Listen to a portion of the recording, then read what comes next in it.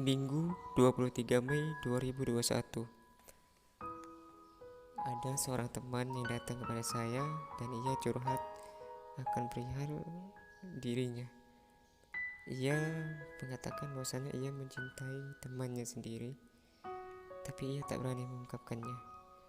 Dan menurut saya ini hendaknya diangkat menjadi sebuah cerita dengan tema mencintai dalam doa dan diam. Siapa bilang mencintai teman sendiri itu enak? Oke lah, kalau dilihat kayaknya enak ya. Bisa bertemu kapanpun, atau mungkin tiap hari bisa ketemuan. Gak lagi tuh dihalangi oleh dinding LDR. Semuanya nampak enak lah. Kalau ada kegiatan selalu bertemu. Kalau ada tugas bisa bareng buatnya sama dia, kumpul bareng, canda tawa bareng, melihat ia tersenyum, bahagia. Tapi itu hanya sebatas teman, tidak lebih. Jadi teman saya curhat bahwasannya ia mencintai temannya yang mungkin baru kenalnya. Mungkin ia mengatakan kami kenalnya itu sebatas pertemuan singkat pada kegiatan outbound asrama tahun 2018. Pada saat itu kami bertemu di tempat wisata kolam renang, dan di situ kami sempat selfie atau foto bareng. Tapi kami belum mengenal satu sama lain. Nama pun kami tak tahu. Dan kemudian pada suatu hari kami dipertemukan kembali. Oh ya, perlu diketahui bahwasannya mereka ini satu kampus dan satu asrama. Kami bertemu itu ketika saya ada mata kuliah bahasa Inggris. Di situ saya bingung untuk mencari kamus, dan ia berkeliling di lokal untuk mencari sebuah kamus. Dan alhamdulillahnya saya dapat kamus dari dia. Dia itu temannya itu. Ya walaupun itu bukan kamusnya, tapi itu milik temannya. Di situ ada sedikit kebahagiaan lah, karena perantara sebuah kamus dia bisa mendapatkan nomornya dan dapat mengenal namanya. Dan dengan perantara itu kemudian ia memulai memberanikan diri untuk chatting atau ngechat WA, dan memberanikan diri untuk mengenalnya. Dan dia mulai so akrab. Dari so akrabnya itu, ya walaupun mereka belum kenal sepenuhnya, tapi ia sudah memberanikan untuk membuat sebuah proses. Dan sebuah proses itu pasti sulit, tapi ia terus berusaha. Kami mulai mengenal nama dan sudah mulai akrab, dan mungkin bisa dikatakan adalah teman yang baik karena sering chattingan WA dan lain sebagainya. Namun ketika saya tahu bahwa ia dekat dengan teman saya, bahkan teman saya pun sempat memposting fotonya sebagai foto profilnya di Facebook. Dan itu terjadi pada semester 2. Di situ yang saya rasakan tentulah sakit, tapi dengan rasa yang sama, sehingga saya mampu bertahan untuk menyimpan rasa yang sama. Jadi saya hanya bisa memendam rasa.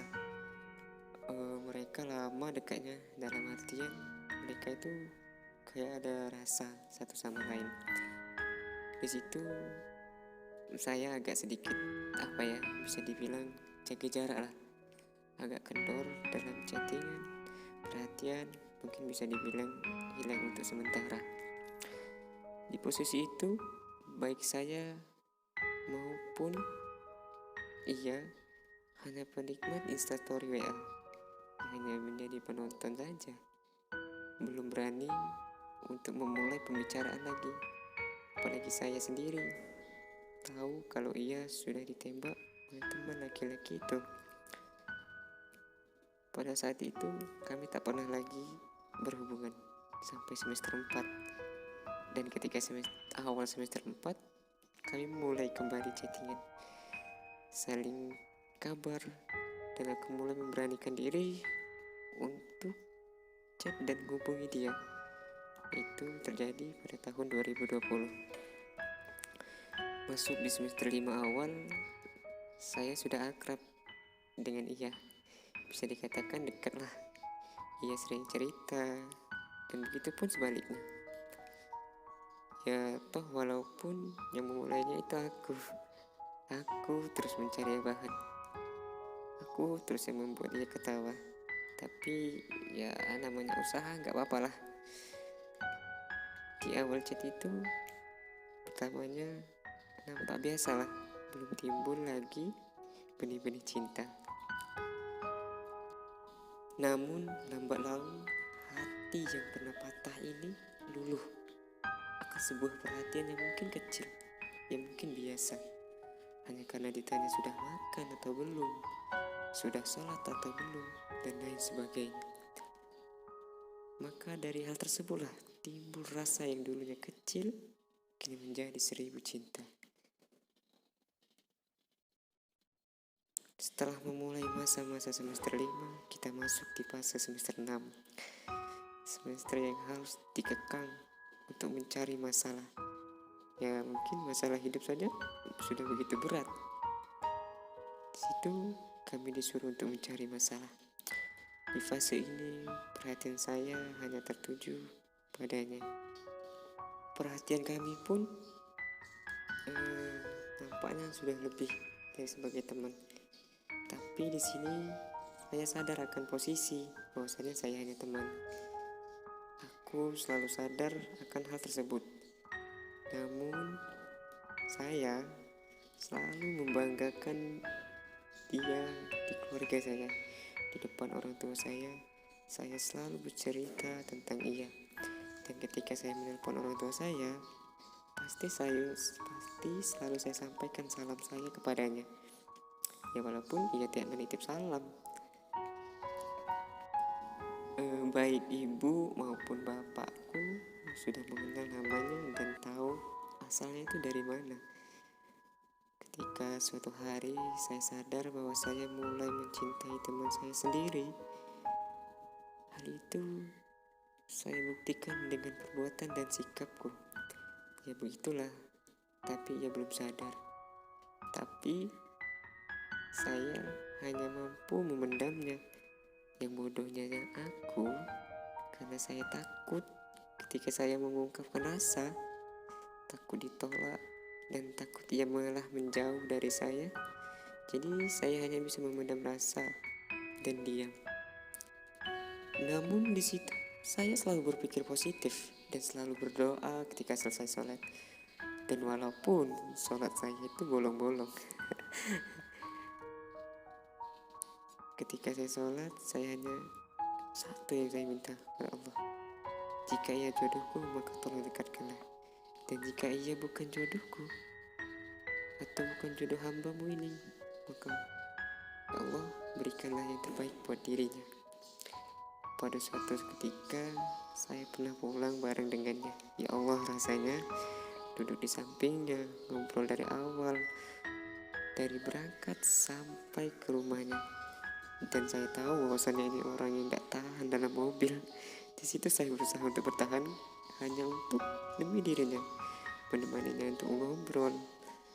Ya Allah rasanya itu tak bisa lagi digambarkan. Sedih rasanya ketika aku melihat ia sudah sampai di rumahnya. Tak bisa lagi ngobrol bareng. Tapi saya terus berusaha kuat. Kan masih bisa teleponan dan chattingan. Pada posisi ini perasaan mulai tak bisa lagi tertahankan. Ingin rasanya berkata, aku tuh sayang ke kamu, aku tuh cinta ke kamu. Tapi aku selalu berusaha untuk tidak egois, untuk tidak mengatakan hal tersebut. Karena aku tahu ia itu orangnya seperti apa. Bersikap lebih dewasa, menerima kenyataan bahwa hanya sebatas teman. Bodohnya aku, ketika suatu ketika ia memposting foto seseorang cowok yang itu pun aku tak kenal. Di saat itu mungkin aku marah, aku sedih, aku galau, karena orang yang selama ini aku perjuangkan ada laki-laki lain selain aku. Ya mungkin aku hanya sebatas teman. Saat itu aku hanya bisa diam dan tak bisa berkata. 2 hari aku tak bisa memegang handphone. Aku hanya diam dan tidur. Di situ saya mulai merasa, kenapa begini? Dan di saat itu aku benar-benar sadar, mungkin benar aku punya rasa, tapi gimana dengannya? Apakah ada rasa yang sama? Dan di situ aku berpikir, oke, aku akan menjauh. Tapi aku selalu tak bisa. Aku selalu berusaha bangkit. Bagaimana aku selalu harus bisa membuat dia bahagia, dan bagaimana aku juga harus bisa bahagia. Aku sadar aku hanya mampu mengobati luka orang lain, tetapi lukaku sendiri aku tak mampu bagaimana cara mengobatinya. Aku hanya mampu mencintainya dalam doa dan diam, karena aku tahu akan posisi. Tentu aku kalah jauh dengan temannya tersebut, dan aku tahu kalau ia selalu memuji. Tapi aku sadar bahwasanya aku ini hanya orang biasa. Ya, karena aku hanya seorang pecundang yang memendam rasa dan tak bisa mengungkapkannya. Entah takut ia menghilang ataupun takut ia sudah ada yang punya. Aku berusaha sekeras apapun, pengen kulupakan ia, pengen aku nyerah. Kenapa ada perasaan aneh ini? Tapi ada aja lah. Tapi timbul terus yang membuat aku suka, dan ada aja perasaan ini untuk dia. Dia dan dia lagi. Dan di saat itu saya teringat akan doanya Ali bin Abi Thalib. Ya Allah, Kau tahu hati ini terikat suka akan indahnya seorang insan ciptaanmu. Tapi aku takut cinta yang belum waktunya menjadi penghalangku mencium surga. Berikan aku kekuatan menjaga cinta ini sampai tiba waktunya. Andaikan engkau pun mempertemukan aku dengannya kelak, berikan aku kekuatan melupakannya sejenak. Bukan karena aku tak mencintainya, justru karena aku tak ingin membuatnya sakit, dan aku sangat mencintainya.